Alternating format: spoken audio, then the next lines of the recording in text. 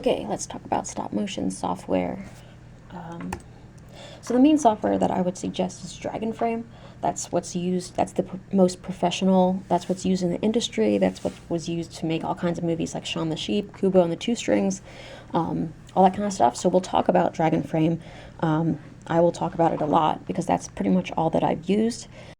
Yeah, so Dragonframe itself, the best things about Dragonframe, you've got live view and digital and video assist. So you can see what the camera is currently looking at, in addition to the images that you already took with the camera. You can capture photos, you can organize, and you can do things in high resolution. It is a frame grabber program, so you can actually capture the images with, you can control the camera from the computer and capture the images as you animate. One of the biggest things that you want to have in a program is onion skinning, which is really important. So onion skinning lets you see the picture you just took superimposed over what you're currently looking at. And so you can kind of plan out your motion this way. You can see where this arm was a frame ago so that you know where to move it in this frame. So onion skinning is a big deal. And Dragonframe has that. They also have an animation window, a cinematography window, and a audio window. So there are 3 different windows that you can go to. You can do all kinds of changes in the cinematography window. In the audio window, you can bring in dialogue, you can bring in music, you can bring whatever, and it'll automatically set it up to your frame rate that you want. You can also do different camera moves in Dragonframe. There's some motion capture capabilities. Dragonframe is really great, and I'm not even aware of all of the things that it can totally do. But, okay, so this is the Dragonframe stop motion animation software website. So here we've got the essential stop motion interface, creating the film you've been dreaming up. So Dragonframe Basics, they've got a video here. This is pretty new in terms of the website. Like, there are very few Dragonframe tutorials online, or at least there have been, and that's part of why I wanted to do videos about it, because it is used by a good amount of people, and in the industry there ought to be more tutorials. There's a whole bunch of stop motion, there's a whole bunch of features and capabilities in Dragonframe that I wasn't even aware of and had to learn the hard way. So there needs to be more tutorials. So it's good that they're starting to have those on the website. So here we've got Dragonframe features. Let's check out. So you've got your animation window, your cinematography window, your audio window. DMX lighting, I'm not sure a whole lot about. So you can program animated lighting with simple keyframes, automate work lights, which is interesting. And then there's some motion control options. It can help you to make camera moves if you have like a rig for your camera to move along. Keep back controls, timeline, drawing tools. You've got an X sheet that you can put notes and things in, guide layers that help you line things up, live view magnification so you can check things like focus, camera controls, composition guides, image reviews. Yeah, so you can just look at the live frame of what your camera is currently looking at in front of you and adjust focus and adjust all kinds of different things. Move your recording, stereoscopic. Multi-track editing, you can do some light editing of your audio track to help you along if you're doing some like lip sync or something like that. Custom face sets. Yeah, there's all kinds of stuff that I'm not even totally aware of and able to use yet. So yeah, program complex camera moves and an intuitive interface. So all kinds of, there's a little frame of the Little Prince there, which I suppose was done on Dragonframe. There's all kinds of extra little equipment pieces that you can work with here. And there's what's new in Dragonframe 4. So there's Lunix support, improved camera support, guide layers. You can bring in reference video into the actual program, which is nice. Multiple drawing layers, focus check is good, color palettes, movie recording, multiple audio clips. Yeah, so there's a ton of stuff and capabilities in Dragonframe. So let's go back to the main part of the site, camera options. So understanding how Dragonframe uses your camera. So with the standard setup, you have your camera set up, you have your set in front of the camera, you have the camera turned on. It's attached to your computer via a USB cable, that's where the data goes across, and then the camera itself is either on a battery or on an AC adapter. I suggest an AC adapter because it's annoying to try to get your camera off the tripod to change the battery, and then when you go back to shooting, your camera's moved. definitely use an AC adapter if you can. So it's connected to the computer, and you can control the camera from the computer. You can control things like f-stop, you can control shutter speed, you can control white balance, the length of shutter speed, all kinds of different things. And you can actually take the pictures from the computer, so you don't even have to physically touch your camera at all, which is good because you don't want to move the camera. And so there's a list on the Dragonframe website that has all the different cameras that the program supports. Most people who do stop motion will work with a Canon camera. So the EOS series, pretty much every camera from the EOS series is here and supported by Dragonframe. So I got a camera like second hand for like $200 on eBay or whatever, and so I got the Canon EOS Rebel T2i. A lot of the stop motion studios here at school have like a T3i, and then a higher quality of that. Yeah, the Rebel series is pretty good if you want to stay in the T2i, T3i. Those are pretty good. And I mean, sometimes like you can get a nicer camera, but if it's taking the same resolution photo, then what really is the difference, you know? So I mean, if you go with like a Rebel 2 Ti, you can just pay a lot less and get the same quality footage. Higher quality than the Rebel series would be the 40D, the 50D, 60D, all those guys. But yeah, so all these Canon cameras are supported by the software. So if you have a camera that is not supported, that just means that you can't have your camera on and connect it up to the program and use your, manipulate your camera via the program. You'll have to just get a different camera or shoot somehow on your own with the camera, and then maybe you can import the images into Dragonframe. Like I said, you can go on eBay. You can get some of these cameras for as cheap as like $60. They may or may not come with lenses, but like $60 is not bad. So some people use Nikons. DSLR is a digital single lens refraction, I believe. Sometimes I forget that little detail, and it doesn't matter anyway. Digital single lens reflex camera. Yeah, that's what it stands for. But that's the type of camera you use for stop motion, is a DSLR camera. So some people work with Nikon cameras, which are an option. Of course, some of these over here say no live view, so those cameras don't allow you to see what the camera is currently looking at. So those you'd have some limited capabilities with. But most people go for Canon cameras. So I would recommend that. I will also talk about the fact that ideally you want to use a Canon camera with a Nikon lens. Canon lenses have a tendency to create a flicker in the final image sequence. There's a shutter thing with a Canon lens that's like automated, and so it doesn't always make the same measurement or make the same movement every time. There might be slight variations in how it closes or whatever. I have to look it up again, exactly what it is. But a Nikon lens is completely manual, so you don't get a flicker, basically. You can get away with using a Canon lens, I'm sure. But if you're pretty serious about stop motion, you want to make like a really nice student film, you might as well get a Nikon lens. So what I did is I got a cheap Canon camera that was like $200, and I got a Nikon lens for it that was also probably like under 100, something like that. And then you just have to get a converter that attaches a Nikon lens to a Canon camera, and that's like $15. But anyway, so those are all the cameras that Dragonframe supports. Setup and troubleshooting, obviously. The blog, I don't know. You don't. It doesn't matter. Tutorials. You've got a bunch of different tutorials here, which is great. Here's within your animation workspace, your cinematography workspace, audio, and then all your other. It looks like, yeah, see, coming soon for some of these tutorials. So they must have just started uploading these tutorials. So yeah, so it's good that you can finally get those on the website. So let's look at products. So Dragonframe software, let's go through here. There's a student version, and then there's a full version. I managed to buy the full version. I guess I just bypassed the student version entirely. That would be listed in here somewhere. So basically you get the software, which is just a box and a serial code. As of the last time that I got it, I got Dragonframe 3. You just get the serial code. You download the program from the actual website, and then you just put in your serial code number, and then you've got the program.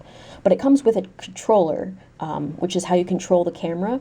And so I got the one with the USB controller. If I were to rebuy it now, I would go for the Bluetooth controller, because then you're not wired. You know, you can take that controller away with you wherever your set is. Imagine it's got a certain range, but that would be nice to not be tied to the computer the way you are with the USB controller. But so this controller, you can play through all of your frames so far. You can take pictures here. You can go through your frames. You can cut parts out. You can delete frames. You can toggle between frames. You know, you can do all these different things just using this keypad. You can work with the Dragonframe program and not have the external keypad. It has a keypad like in the program, but it's certainly more convenient to have this little controller. And so I bought Dragonframe 3, and they gave me a free upgrade to Dragonframe 4, so that was nice. If you need to get the controller itself, they're $20, $35, something like that. Storyboard pads, I guess there's a storyboard function now in Dragonframe 4, and maybe this paper kind of lines up with it somehow. I'm not sure what this live view correction cap is about. I have to look that up. I know that the live view on my camera, my T2i, just sucks. I don't know if that's my camera specifically, because the T3i's don't seem to have that problem. So I don't know about that. I can still use the camera. I've made a film. The live view is just really awful quality, so it makes it a little bit harder to animate. You've got some motion control things here, which are probably out of anybody's price range. And then third-party motion control. So these are rigs that you can set up your camera on, and with each frame that you take, it'll make an incremental movement along the rig. So you've got a nice camera move. It's very complicated to do a camera move in stop motion, basically. It's difficult to do it without some kind of machine setup, basically. So yeah, so there's got to be... Yeah, so I know that somewhere there's the student version that you can get, and the student version is $100 cheaper than the full version. So you can also do a free trial, but so the student version is $100 cheaper. So you'd get it for $205 with the Bluetooth controller, and you get it for $195 with the USB controller. Some people would say that $195 is too much for a program. I mean, on the spectrum of prices for computer programs, $195 is not bad at all. I mean, if you're going for the Adobe suite or TV Paint or something, you're talking at least $800. So Dragonframe is actually pretty cheap as far as programs go. But if you can't quite make that $195, I'm sure you could set up like a GoFundMe or something, and your family members could like each give $5, $10, something like that. You know, and just tell them that you want to make better films, you want to get into college, please give me $5 toward that goal. And I'm sure you could come up with $195 pretty fast. So that's an idea. Yeah, so downloads, so you can get it for Mac, Windows, Ubuntu I'm not familiar with, or Fedora, but okay. Free trial. Okay, it looks like with the free trial, the images you capture will have a watermark that cannot be removed. That's fun. License manager, additional resources, software.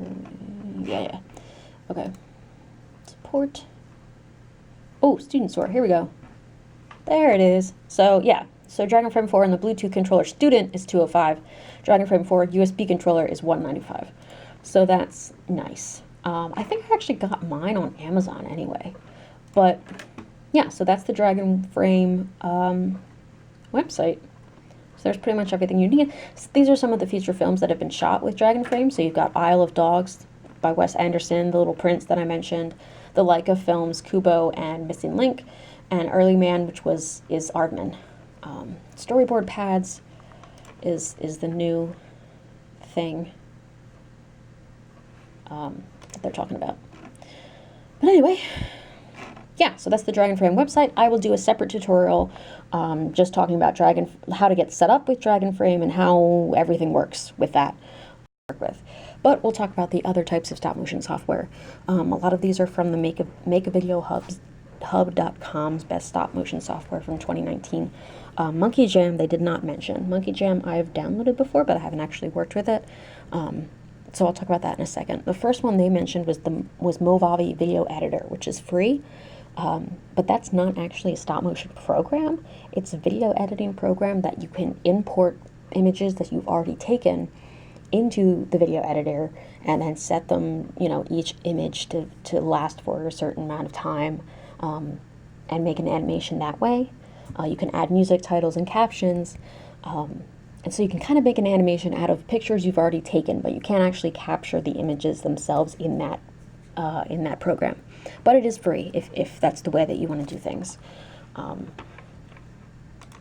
Adobe Flash Player needs to die.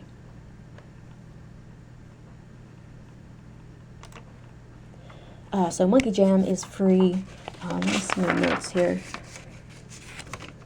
Monkey Jam is mainly for pencil tests. It can do some very basic stop motion stuff.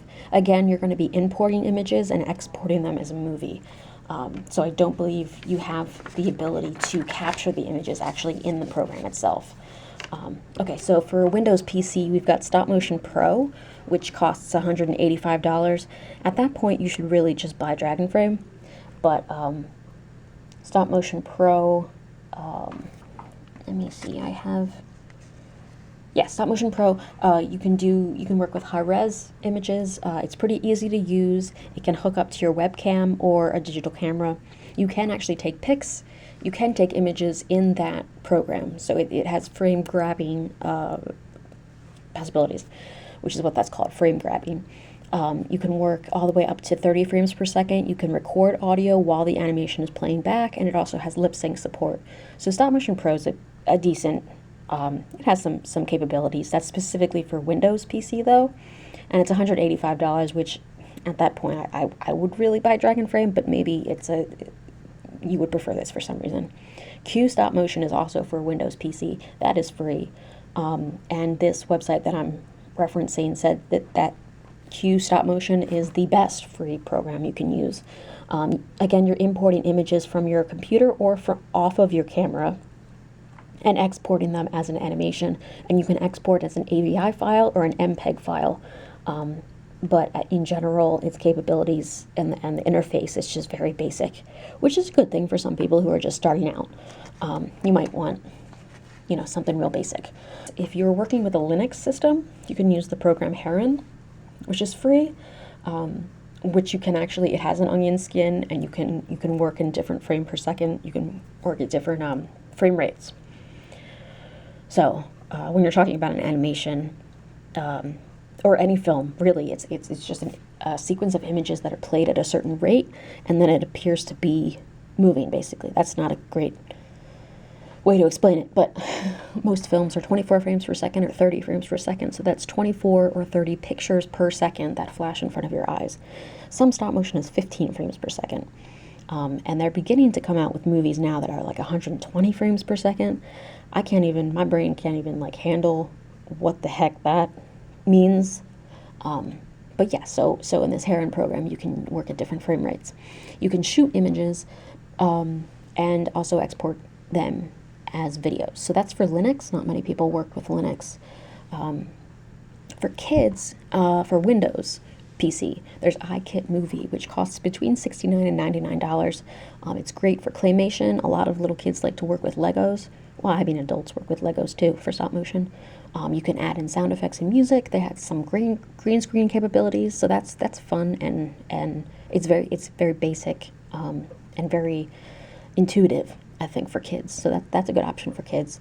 And then Stop Motion Studio is available for Windows, Mac, iPhone, iPad, and Android. It is free, but you can get more capabilities if you pay for the paid version.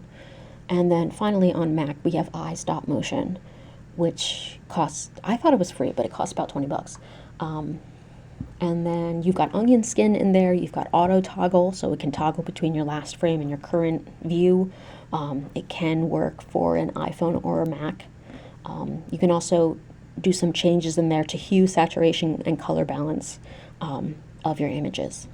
So yeah, so those are some of the other options for stop motion software. Again, I really suggest Dragonframe. That's what's used in the industry. So if you're looking to get into the industry, it's worthwhile to become familiar with the software that they use.